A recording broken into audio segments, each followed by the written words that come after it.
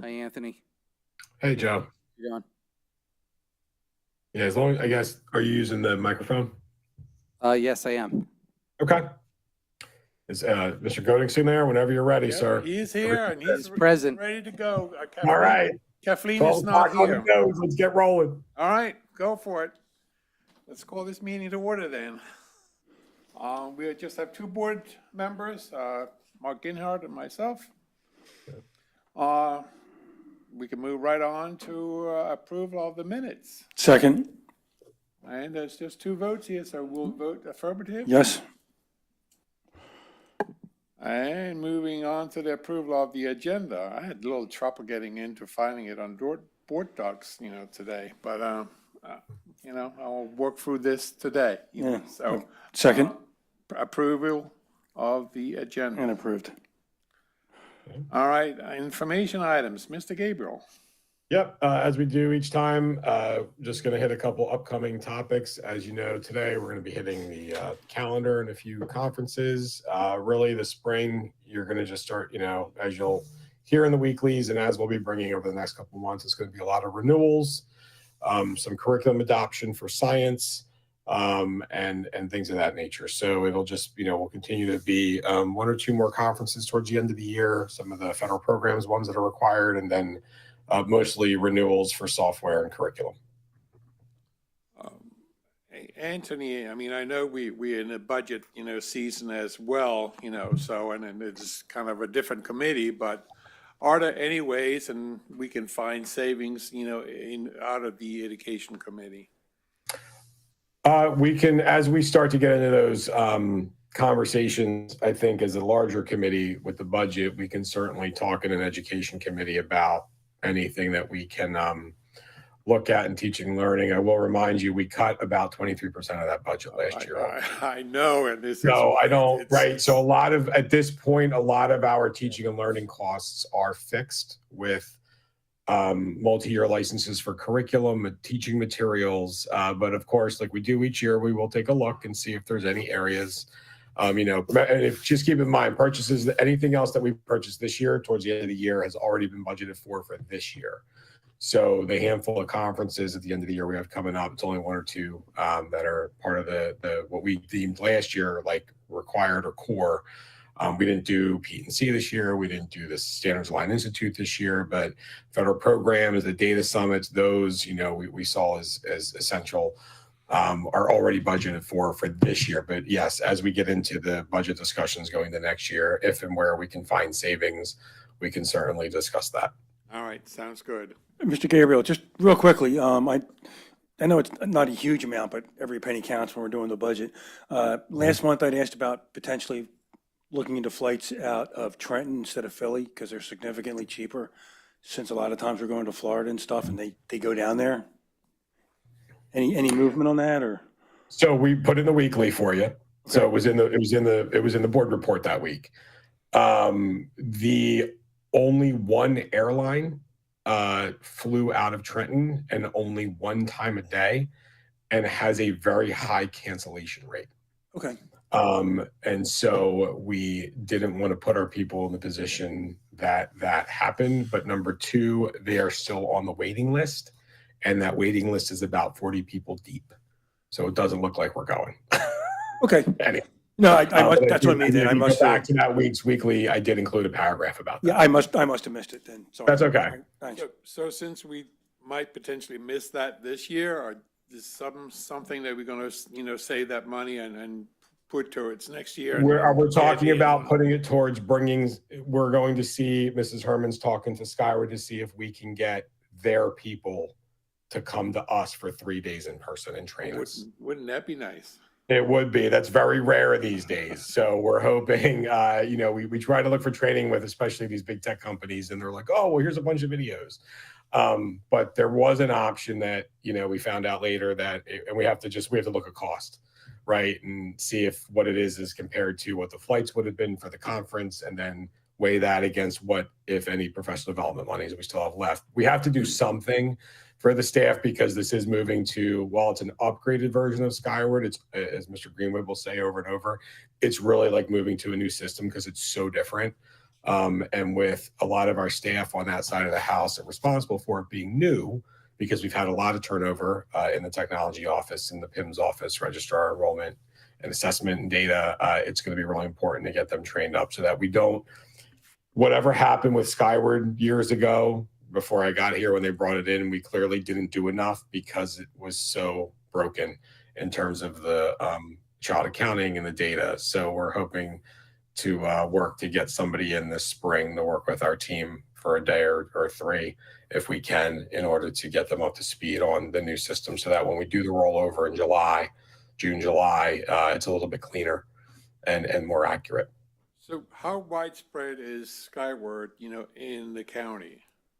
Not much in Pennsylvania. They're the second highest in the country So it's in not, terms of use. They're just more of a Midwest. Power School is the largest across the I know. United States and probably larger in this area. Skyward's the second largest in the United States. And then it always escapes me. It's the one that my children's school has, is the third largest. Infinite Campus? Infinite Campus. Thank you, Joe. There are a handful though. I mean, we've been in contact with Abington, I believe, has Skyward, as does the one out in Chester County. Ms. Herman's probably not in the room, but we've worked. There are about 3 or 4 in this area that Springford we've spoken to as well about it. So there are a handful in Pennsylvania. It's just not. Again, second largest in the country. It's a really good product. It's not a bad product. And it's just, more about we hadn't been, when it was brought in originally, it wasn't brought in well with the proper amount of training. And then we didn't continue with training and upkeep, and then people turned over and a lot got lost in translation. So we've been, as you know, Mr. Godekson, because we've been talking about this now for 5 years, we've done a much better job, I think, getting rid of technologies like Power School technologies that don't work with Skyward and bringing like Frontline in that does, right? So we're much more like Krista and her team are now in every meeting when we're looking at a technology tool to check her and Leon and Fran and to see, to make sure that if we're going to purchase a technology, that it's going to work with our SAS. Because if it's not, we're not even going to look at it anymore. So. Yeah, no, I mean, I worked with Power School and I know, it had its limitations, so. Nothing's a silver bullet, right? Everything's got its pluses and its deltas. Again, it's not a bad platform. I think the new version is good. The upgraded version, cumulative, is good. But like anything, it's coming with some hiccups and some quirks and some changes to what we're used to. So we just want to make sure as we roll over the student side, we can avoid, and Mrs. Herman has been reaching out to Springford and to some of these other schools that have made the move. And then some of these schools, to be clear, are more similar. Like they have Canvas, like we have Canvas. They have Skyward, like we have Skyward. So that's nice to know that there's at least, a handful in the state and in the area that are, it's not just like, hey, they have Skyward and then Schoology as another LMS, right? They have Skyward and Canvas like we do. So some of the challenges we're facing trying to get those two sunk up at times, they're seeing the same thing. So we've been able to collectively troubleshoot that, which is nice. Mr. Gabriel, would it be possible to talk to these other districts about possibly having a combined? Like a consortium pricing type of thing? And then we can just split the cost? An IU would have to kind of coordinate that, but we can certainly look into that when it comes to renewal time, because there are enough, I think, that if we tried to partner, we may be able to pull that. So I'll have Mrs. Herman reach out to Well, that was kind of what I was driving at before. Too. Yeah. Yeah, if we're going to do it in-house, we can Yeah. split the cost with everybody. Well, and be the Right. leader. Yeah, We can talk maybe about it. later. Yeah. Yep, we'll bring that up. We'll bring that up. And that's about it you have for the topics then? Yep. That means we go to related services? Mrs. Ross or Dr. Ross? Dr. Ross.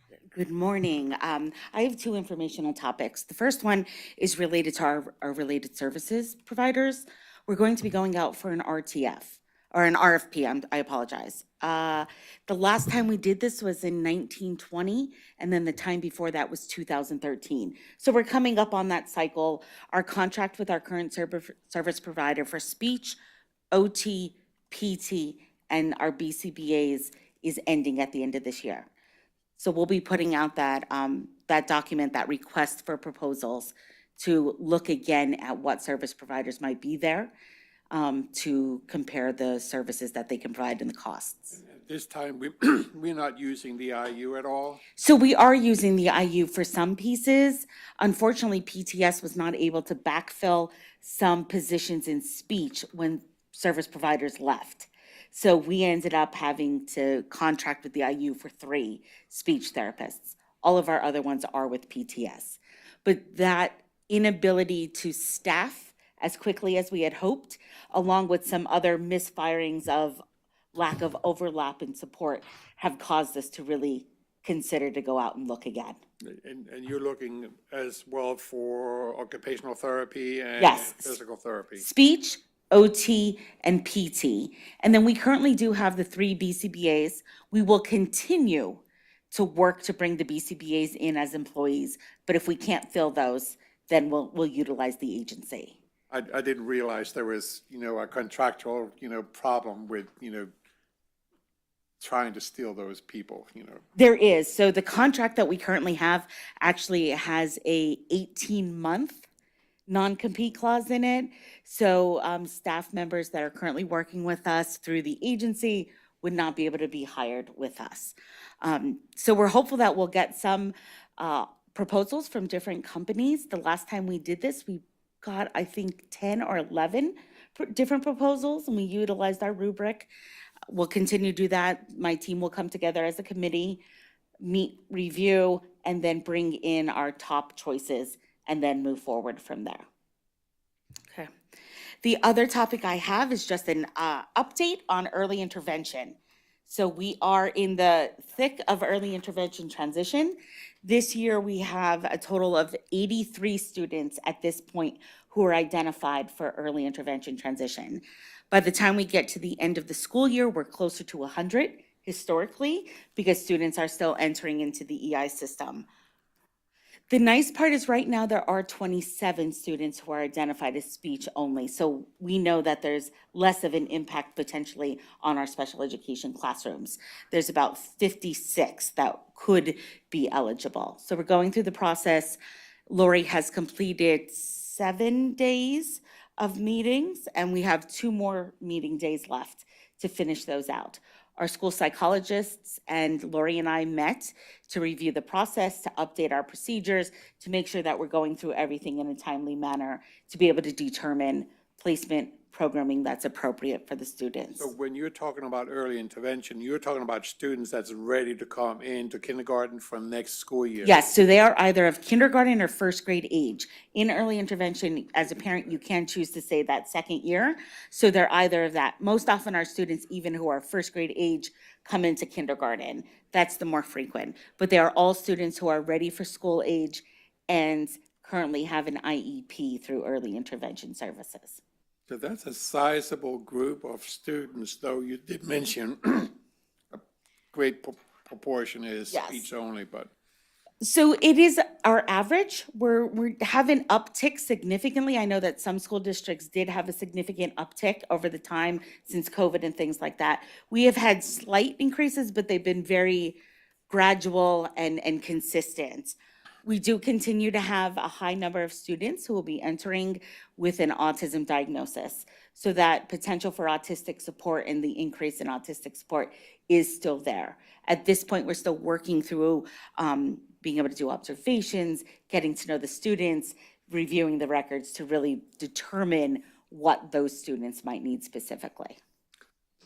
So question, not necessarily about this, but I know we have, the special ed programs at Davis that's run by the IU. Are they entirely centennial students that are in IU classes? I believe at least one of the classes are fully centennial, but the second class is very close. Okay. Are we looking to find some cost savings by bringing them back? So I think we are looking at those classes, and I know that Dr. Bolden had also been looking at those classes because they are here. I want to be cautious in that conversation of like bringing back is always a cost savings, because there are other costs that are incurred and that the district would need. So sometimes it does balance out a little differently than what would be expected. But yes, we are exploring, and as we always do, what is the least restrictive environment for students? How can we support them through the district rather than contracting out with someone else? So would we need any more special ed teachers in order to accommodate the students that's coming into the system? So at this point, that is still a very gray area because we're learning what, the question is, will the students actually come to us? We're in a little bit better place than usual because more parents have actually already registered than what historically has happened. So that is a definite benefit. But there's always the question of, will they actually come to us? Will they go to a non-public school? Will they stay in early intervention? I anticipate that we'll need at least one special education teacher for autistic support. However, that may change over the next month or two. So is this 100% in-house funding, or is it split between the IU and state funds or the early intervention? So early intervention, as long as the students are up to that kindergarten, pre-kindergarten age, it is funded through early intervention. We don't make any payment. However, if families decide to keep that extra year, that kindergarten year, and stay in early intervention, then that is a cost attributed to the district. Okay. So my understanding is that it is under $100,000 each year for that component. Now, is this part of the reasons why we're withdrawing the space for early intervention in the district? So the reason why the request came through was not just because of increasing our special education classes. In my understanding, it's because of growing enrollment in general. So when we're looking at the classes, especially at Davis, things like that, there is a potential for increase in numbers of That sections. we need a kindergarten Yes. space? Any other questions about my topics? No, good. Thank you.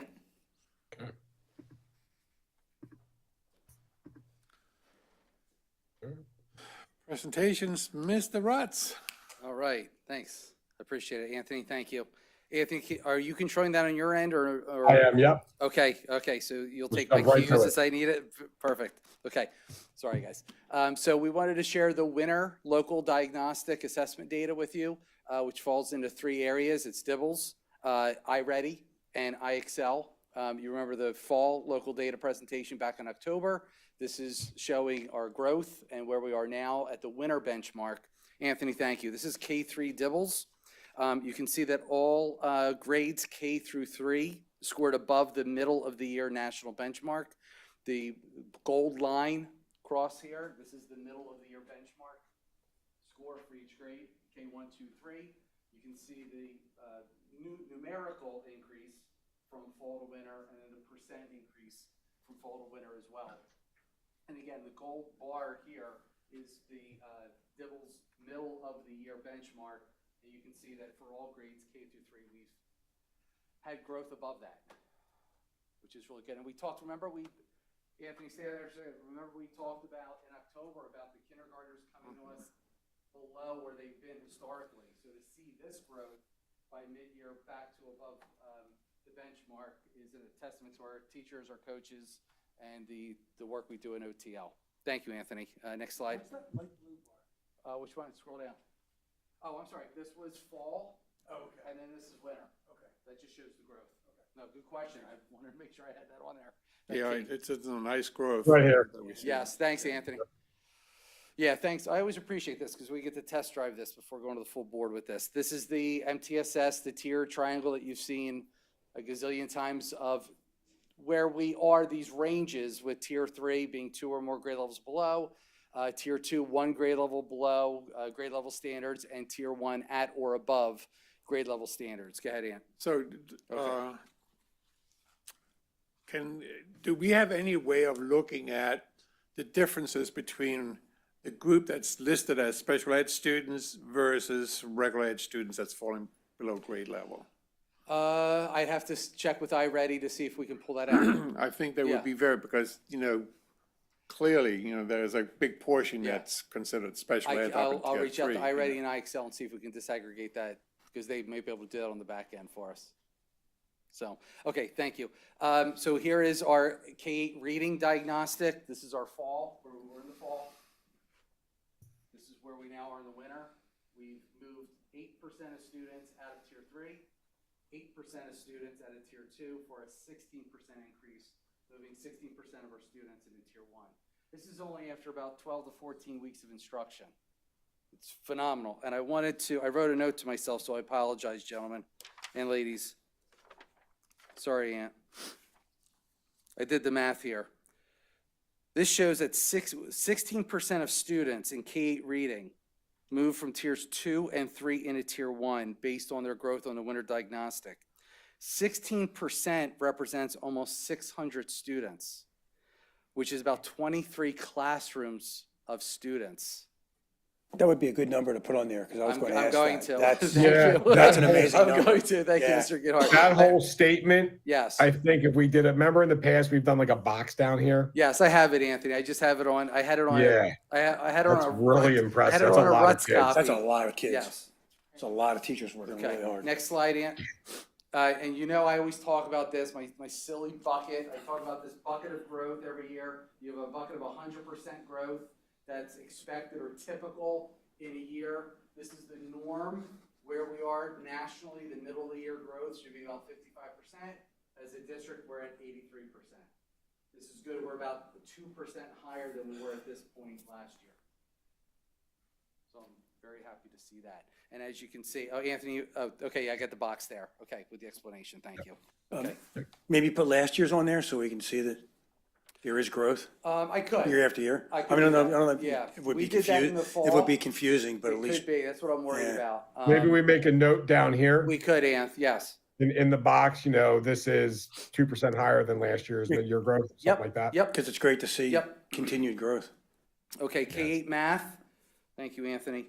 Again, so we've had, and this is where it gets a little wonky, and Anthony, I'm open to suggestions here, but it's the math thing again, Ant, where you see we've had a 10% decrease, an 8% decrease. Did I lose Anthony? No, I'm here. Okay, we lost the, we got it back, oh, hold on. There we go, okay. What did I do here? Anthony, what do I have to hit for? I'm back, do you see my screen?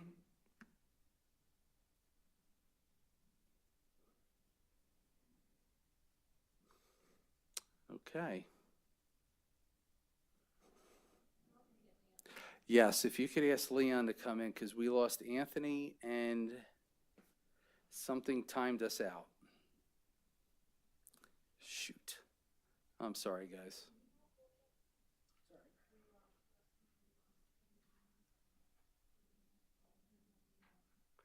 Hi, Joey. I lost everything, and I swear I didn't hit anything. I moved the mouse. I lost Anthony. I lost the call. Oh, was it like a Zoom? Yeah, it was a Zoom meeting, and then it timed us out and went to a flat screen. And I moved the mouse to try to. Yep, that was the screen. And it was, what was it? 12 to 1. Was it a Zoom? It was a Zoom meeting, yeah. Well, I think that's why for me, it's important to have regular ed and special ed kind of indicating, where, because we have such a large group of special ed students, though we're not much above, many other districts, but we still have a great proportion that's, Right, Kristen and Leon. I don't know where yeah, they. but it's still a large group that's identified. Sign in? Can I sign in? Just curious. We are 23, 24% of the district. Shoot. I mean, that's, Yeah, it can hold that number back, special ed wasn't growing, that's why. It's the same? Yeah. Sign in with the class thing. Do you have your phone? No. Oh, I do, yes.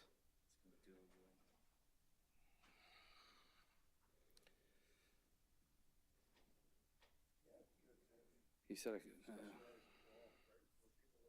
Are you because of the expense that we're looking at, Thank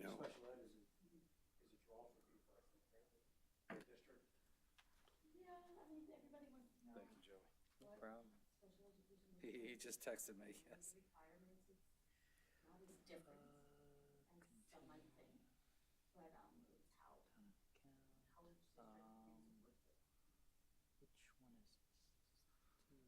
But and it does have such a big impact on our budget. Education Committee. It's the special. That's my calendar? Yeah, this is your calendar. No, you're too far ahead. Go back. Today's, The 12th, yeah. oh, I'm sorry, I'm looking at the, Trying to find. Oh, hi. hi, Hi. hi. Trying to find his Zoom meeting link. So, oh, I think you're on my calendar. This is your calendar? I was Oh, that's logged in as Frank. myself. That's Oh, my well, calendar. Perfect, okay. It's in my calendar. Yep. Can you go to week instead of month? Or if we just go to Google Meet instead of his calendar. Was it a Zoom meeting or a Google It's a Meet? Google Meet, so if we just.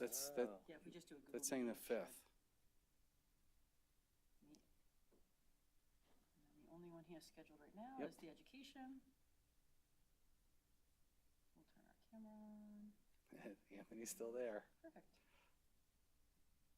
It's awful. Oh, we have Anthony back. Anthony, are you there? We might need to change our microphone or input some things like that. Lost the mouse. I can see you all again. Oh, we can hear your new We too. can hear you.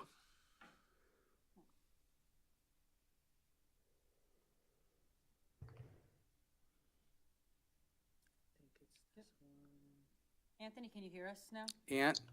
I can hear you now. Yep. Oh, perfect. Thank you, Anthony. Sorry, man. There we go. I swear I didn't click anything. Usually I do. Usually it causes it. Anthony, can you go back to the math slide with the pyramids, please? The tiers? There you go. Thank you. There you So go. this is just where it gets, thank you, Anthony. It rounds up. That's why you see the 10 and the 8 doesn't add up to 18, it adds up to 17. That means the 10% decrease or the 8% decrease was actually a rounding up, if that makes sense. I just wanted to point that out. Is there anything that attributes, to the decrease, in the math scores? And if it's all the tiering that we do, it's all the supports that we put in, it's having the math specialists, the coaches that we have. I think it's also attributable to the core curriculum that we have. We're several years in now with Eureka Math in K-5 and CPM Math at the secondary level. So what you see is teachers mastering their core curriculum now, several years in. So and you know this, it's never one factor. It's always multiple factors. So you put in tiering, win periods, math specialists, instructional coaches, a solid tier 1 core curriculum, a good assessment platform like iReady. These factors start to all work for positive student outcomes. I forget what the number was for English. Is it 17% higher? No, Anthony, can you go back to K-8 reading? That's okay. Reading, I forget what the reading Yeah. one was. That's the rating. Yep, that's it. Where are we at, 52? No, it's 16. Oh, Reading 16%, I'm sorry, I thought you were talking. Overall, it's about the same Yes. percentage increase on Okay. both. We just started higher in the reading, Reading. I was just right? gonna- We yeah, I was start- gonna- Reading started, it went from 36 to 52. Math went from 22 to 39. Yeah.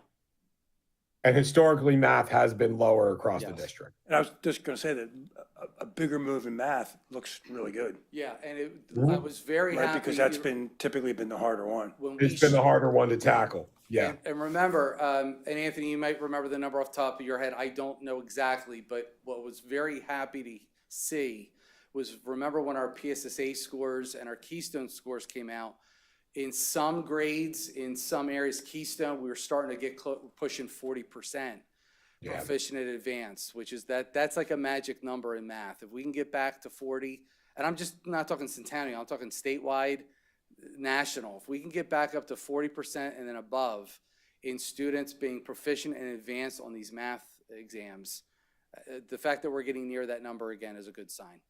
Yeah, we had been 20 to 30 for a Yep. while, Yeah. which is really low. because that was the biggest drop-off coming out of 2014. I know Mr. Gabriel has spent time, many times discussing this, that cliff that we fell off as a district back in 2014 with the new standards and the new tests. We've been still climbing that, and then you throw a pandemic into the middle. It's been like a 1-2 punch with math. It was a 44% drop. Yep. So this is That- just for my edification, because I'm not, Yeah. an education professional, but even going nationwide, as a layperson parent, doesn't it seem like being happy with a 40% proficiency seem kind of low? It can, yeah, I value your point. I think because the way that math is structured, and the way it builds on itself, skill-wise, that you always have, I don't know that you're gonna ever cross a threshold like 60%. I think that what you're always gonna have is you're gonna have students who are gonna need remediation or acceleration, I shouldn't say all students. But because it's so linear and those skills build upon themselves, sometimes that can be a struggle. Traditionally in Pennsylvania, I think the state average has always hovered around 40-something%. I want to say 47 maybe % proficient advanced. But isn't there a factor too of, how high the standards have been set, in order for us to Sure. climb, we can't, Sure. when we keep raising the standards, it makes it even harder to Oh, yeah. climb that chart. Yeah, and Mr. Ginhart, to Mr. Goddixon's point, and Anthony, you remember this, there's still, all these years later, discussion about, the push with the standards based. Proficient on my job, 40%. Right. You don't have a job for very long. There's- But we're happy with the 40% proficiency, but those standards being moved, We're starting that to makes see, it make we're sense. starting to see districts across the nation, which it's very interesting, is instead of going linear with math, no pun intended, they're going usage-based. So students who may be into math in the sciences or data sciences, pushing them in those pathways so they get like data and statistics and data analysis instead of getting like a normal algebra 2, which is a math that won't relate to what their interests are. So we're starting to see that a national trend with that we've been looking at. So yeah, math is always a tough nut to crack. Anthony, the next slide shows the Well, growth. real quick, just on Yeah. the math, I want to share. So when Dr. Bennett and I were at the House Education Committee last week, we did discuss with the panel that while the NAEP scores came out nationally, there was a big article in the New York Times about math scores still aren't above pre-pandemic and they're dropping. I was able to confidently say to our teachers at a PD the other week, as well as to the House Education Committee in Harrisburg, that that's not true in Centennial. Right. We, our math is it's back up above pre-pandemic achievement, which is huge considering, how low we had been coming out of the pandemic and all those challenges for a year and a half, and our changing demographic as well makes it more challenging. So the fact that we're already back up above pre-pandemic achievement, albeit it's still low, but we are back up above at this point, and so we did not fall into that national conversation. Scores are not back up. So I thought that was real testament to the work we've been doing here. And Anthony, Nick and Donna yesterday were at the Montgomery County IU. I-Ready had a regional consortium. They shared out some Centennial-specific data, and I believe math specifically in I-Ready were above the national norm for winter growth, Good. and state and national. So you're right, we're bucking those trends a little bit, so that's good to see. Good. This is, again, same data. We are about a percentage behind where we were last year. At this time, I think we're sitting at about 57%. I'm sorry, we're at about 59% last year at this time, so we're about a percentage behind. But again, we're still above the national norm, so nothing to panic about yet. So, Anthony, thank you. Here's IXL. This is IXL reading, grades 9 through 11. You can see in the light blue was the fall assessment. In dark blue is the winter assessment. And across, students' scores increased across all reading categories for the middle of the year snapshot. So we're Now, continuing this to is see growth. combined with all three grades. Yes, all three grades. This is a composite. Again, it's interesting. We've talked about this this is our third year with IXL. We've talked about seeing great growth in many of the areas. The reading strategies, it's something we're still looking at. It usually has the least amount of growth. They're the reading passages. So they're the ones that 10th and 11th graders have to sit and read a reading passage and then answer 4 questions on. So we're still digging around on other ways to collect data on that. So do we have any knowledge of, is it 10th graders that's struggling, that's, pulling some of the numbers down or up, the opposite direction? I'd have to dig around the data a little bit more. I think for all 3 grades, Mr. Goddickson, I think they're just 9, 10, and 11, that reading strategies area, that component sees all 3 grades see growth. It just sees the least amount of growth. I can get in and answer a vocab question or a grammar question in about 11 seconds. The reading strategies, I have to sit and read a reading passage, and that's going to take me a couple minutes. So we're looking into the patience, shall we say, and attention of what that looks like. Yeah, for but I'd 9 be through 10. curious to know, though, Right. next year, that same grade, would that then, be, 11th grade Yeah. or whatever it might be the piece Right. that's pulling in the wrong direction Right. or in the right direction? What's interesting is seeing this again for the 3rd year with the reading strategies, yet on the Keystone exam, which students are taking in 10th grade, we had an 11 or 13% increase in proficient and advanced on the Keystone exams. So when they're sitting for that exam, they're reading the reading passages and answering the questions correctly for the most part. So there's that. And I guess another question would be, how does the SAT and pre-SAT, compare to this data? I'd have to look into that. Okay. Yeah. Mr. Rutz, I think we should make sure that if this is grades 9 to 11, we should change that here and here Okay. to match the title here. Oh, thank you. Yeah, it makes Yes, sense. good pickup. Good Yeah, point. I just looked, because this one says 9 to 11 across the Yep. board for math. So just want to make sure we do that for the Yep. reading. Thank you. Thanks for picking Yeah. that out. Yep, why we're But yeah, doing. yeah, exactly.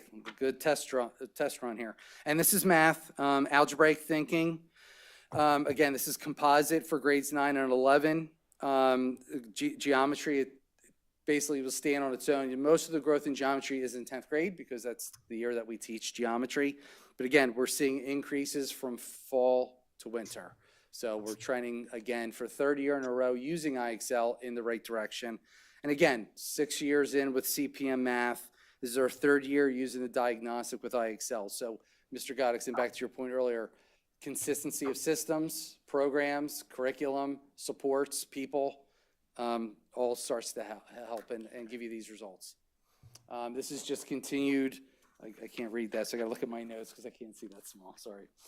Just areas of strength, continuing what we're doing, and areas for improvement. Again, continue to implement our Tier 1 standards aligned curriculum, continue to use the evidence-based assessment tools and aligning instructional technology with what we're using here, so.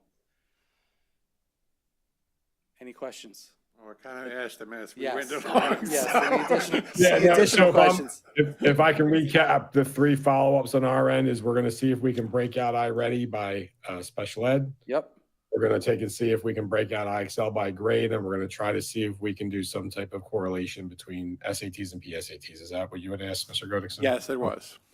Okay, Got it. all right. thank you. Right. And something maybe to show the continued growth from last year, not just. Yes, putting notes in to show if we were So at it's 58 not this just year. a we were short growth, but it's a 59. long Yep. period of growth. Thank Yeah. you. Thanks, guys. All right. I think we're on to 7 now. Recommendations, yes. Yeah. I mean, I just kind of read through them as he, I didn't read into, the attachments. So Any questions on any of them?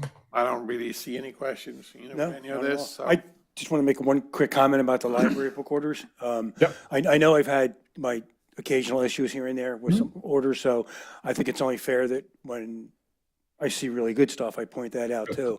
And I would like to compliment whoever put some of the history selections on these books. Some of the history books or the history title selections for these libraries are really great. I love to see some of the really good history stuff that we're getting. To me, it's personally very important. So I'd like to compliment whoever did it. And you guys for Mr. getting it Russ, done. pass that along to the librarian. Absolutely will. Yep. Thank you. My only, real question is, because I didn't get into the attachments, what is the Public Good Design Lab Conference? So, as I've mentioned in the past, for the past about, almost 9 years now, I've done a lot of work with while they're still around, with the U.S. Department of Education. As a part of that, through the Office of Ed Tech, I've worked with some think tanks in DC. One in particular is called New America, and they've been doing work for a long, long time around open education resources. And so what they're doing is they're reconvening a think tank group, about 30 of us.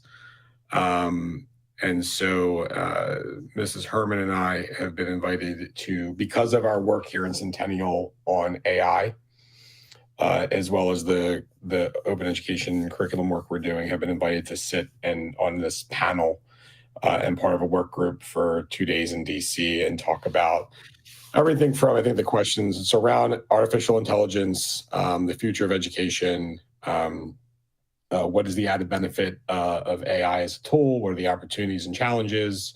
What prototypes can we design that leverage OE is open education resources, and AI and reimagining education as a public good?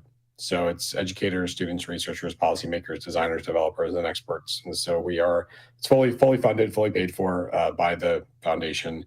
And so we are going to talk about education in the future and AI use. And it's basically a cost-free thing for the. Cost-free thing. Yep. Just our time. But everything's covered by the organization. Yeah. How can you not be in favor? Right. I was hoping you would say that.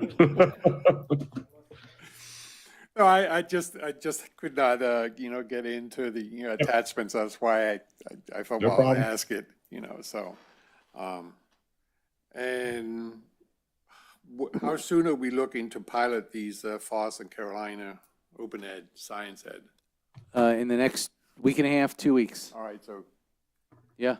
this is already in the We're works. We're in the works All right. because we want to make sure that we get it to you guys in a timely fashion. They're going to be, middle school's going to be test driving FOSS, let's say over the course of the next 4 to 5 weeks. These are general timelines. Then we're going to flip to Open SciEd. That'll include K-5 and 6-8 teachers for the next 3 to 4 weeks after that. Remember, K-5 doesn't have to pilot FOSS because they've been using it for 11, 12 years now. The hope would be to get this to you in April at May's board meeting at the latest for approval for implementation or adoption for going into next year. So we're on a good glide path right now. We're bringing in experts from both Open SciEd and FOSS. There's been no shortage of teacher exposure to these curricula, access to the digital platforms, jumping in the deep end of the pool with both of them. Sample materials at the buildings. This is a full court press to get our district aligned K-8 for going into next year with the steel standards. But the full purchase would only be one of the two. It is only going to be one of the two, correct? We're either, in essence, Mr. Goddixon, we're either going to be adopting Open SciEd brand new for K-8 or, in essence, expanding FOSS from K-5 to K-8. Good enough. Thank you. Yeah, and I forget from the last time, were the kits universal to both? So if because it's the purchase of kits, is that just the kits for the Open SciEd? No, kits will be for either both FOSS. Doesn't matter who we go with, those kits can still be. Correct. used. Oh, absolutely. And what we'll be able to do, I thought we'll be so, able but I to still forgot. pull some from Open SciEd. Open SciEd will be, I don't think it transfers as well with FOSS. What's great is that, I'm going to say this humbly, I've haggled to get that price down. If we absorb if we end up adopting it, we get a credit for the purchase for the pilot. So I was able to finagle Nice. that too. Thank you. Yes. Good work. All right, well, Thank you. Then I'll just move the 7 items forward to the board. Yep. Are both of us on favor? Moving all 7 items forward. Okay. Yep. Which takes us to the end It does. with the next meeting, March 12th. Yep. If I can make just a general public service announcement, one reminder back to Dr. Ross's conversation as we get into budget season and we talk about third-party services for our special ed students. If you remember, we did receive a letter from our attorneys last year that we just need to be cautious about discussing bringing kids back for money savings because that might not be the best placement for the students. So we just want to be cautious as we get into budget season and continue to talk about money savings and special ed students. That's all. Got it. Thank you. Well, thank you for the day. Enjoy the day. All right, be safe. Thanks. All right.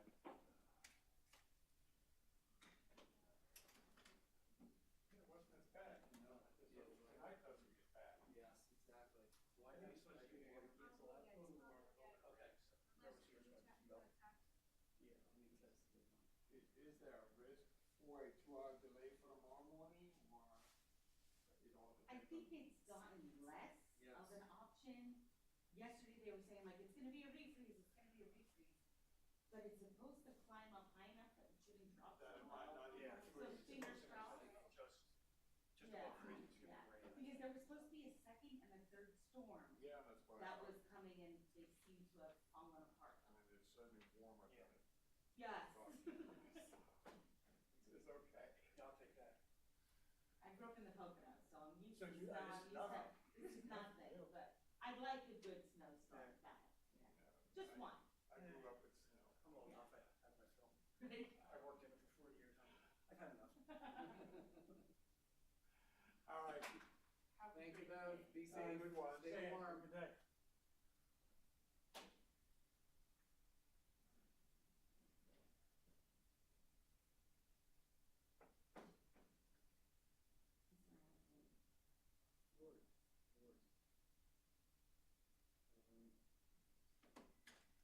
He'd be late. I will contact, iReady and iExcel. I don't know how we would disaggregate out. I don't think we mark the students in those systems as Right, special that's my ed. question. So we would have to extract it and then manually identify the kids for special ed. I wonder if a non can do anything, like pulling any crosswalk, anything like that skyward, or? Should be